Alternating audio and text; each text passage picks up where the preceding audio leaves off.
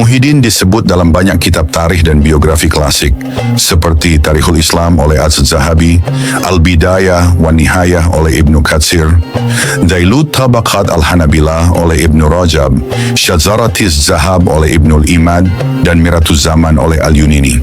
Hal ini menegaskan bahwa meski secara literatur ia tidak meninggalkan banyak karya tulis seperti kakeknya, namun kontribusinya tetap dikenang dan dibukukan sebagai bagian dari perjalanan sejarah umat Islam.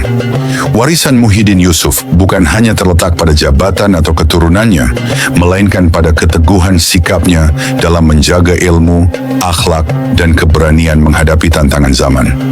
Ia adalah lambang dari seorang alim yang tak hanya mengajarkan ilmu, tapi juga menjadi penegak nilai di tengah runtuhnya tatanan dunia Islam abad ke-7 Hijriah.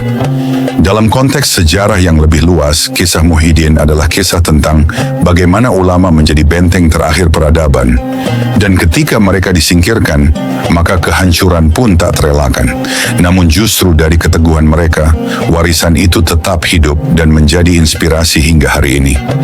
Dan hingga kini, nama-nama seperti Muhyiddin Yusuf dan Syarafuddin Abdullah menjadi bukti bahwa di tengah gelapnya sejarah selalu ada cahaya yang bertahan, cahaya ilmu, keteguhan iman, dan keberanian dalam menghadapi kehancuran.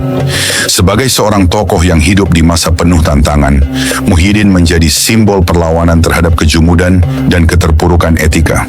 Ia tak hanya dikenal karena keilmuannya, namun juga karena dedikasinya dalam menjaga nilai-nilai Islam yang luhur di tengah tekanan politik dan militer.